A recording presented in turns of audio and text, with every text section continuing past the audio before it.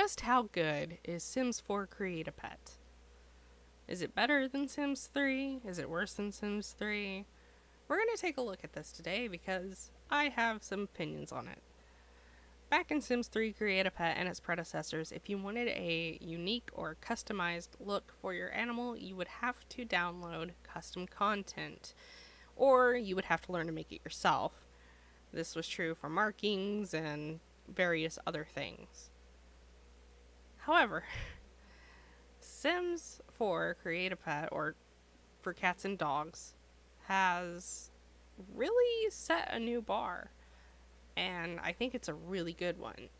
Reason being that instead of default markings that come with the game and that's all you'll ever get, Maxis EA has given us a freehand tool, and you'll see me using it here.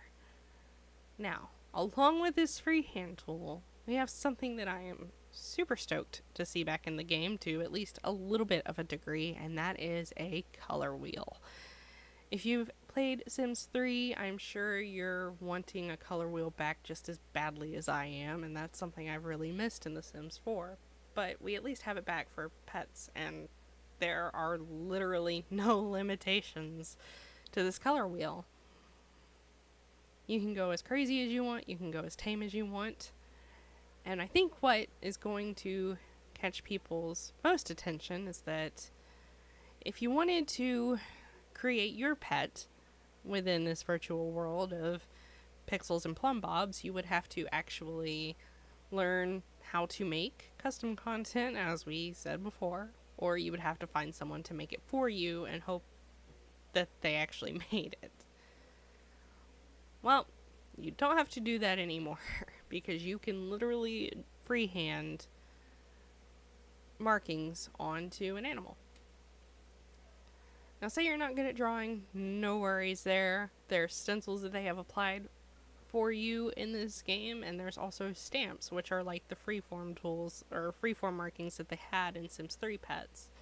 So you don't have to worry too much, but I find that using the freehand tool is pretty simple, but this is coming from someone who has learned to do some artsy things with a mouse instead of a tablet. I'm sure this might be easier with a tablet. If you can even use this game with a tablet, I would assume you could. But it's just as easy with a mouse. You are able to adjust opacity. You are able to adjust your brush sizes. Along with your brush sizes, there are a lot of different brushes in this set. And I think this is probably where the modders are going to start creating a lot of custom content, is in the brushes. We get a good selection of brushes, but we're missing a few basic ones, such as like just a regular sharp round brush. I'm sorry if I've completely lost you there. It's basically just a circle. These all tend to have some texture around the edges, but it's not too bad, especially if you get on the smaller sizes. So along with the color wheel, the ability to adjust brightness and darkness of the hue that you select, and the opacity, there's literally no limitations to what you can do with this. You can have a completely unique animal in your game, and it will never ever look like anyone else's unless you export it or someone attempts to draw it like you did.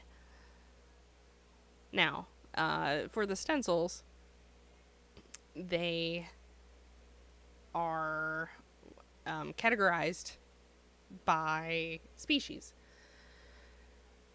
I kind of hope they'll knock this barrier down a little bit later on so that you can have leopard spots on dogs. I know that sounds a little ridiculous, but why not, you know?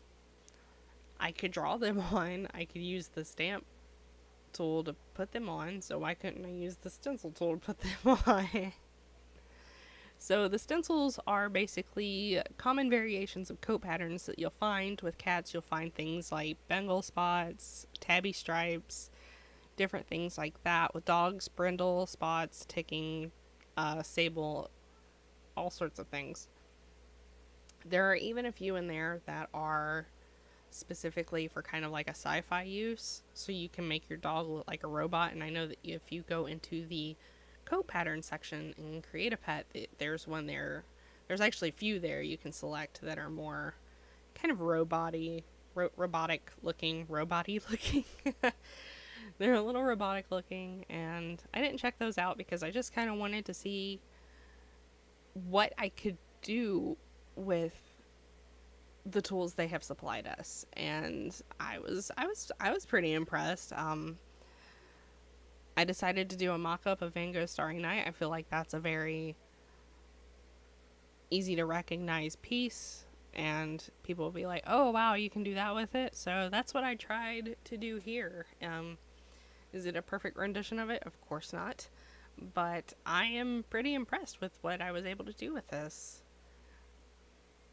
There's also the ability when you're painting, you can choose to mirror what you're painting, which I did here, and you'll see later when I'm showing you the rest of the paint job, or you can turn that off and just get an asymmetrical look, which is typically more natural and what I would suggest you do if you're gonna go for a more realistic look.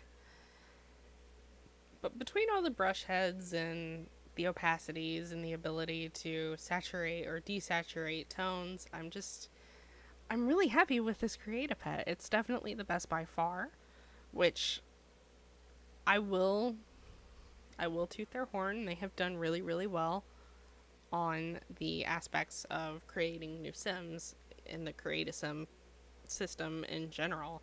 It's never been so flexible, and they've really expanded on that, I think, with dogs and cats. So if we get farm animals or horses in the future, this is gonna be pretty cool. I hope we do. I'm not sure if they'll actually do it. I know that there's some hints that I have seen in dogs and cats that we might be getting a farm EP eventually, such as the door styles. They look like they belong in a barn. The 64 by 64 lot in Brindleton Bay, that definitely looks like a barn. So I'm going to keep my hopes up, and I'm going to dip out of here and let you finish watching the mess I made on this poor pixel cat. Thanks for watching. Happy simming.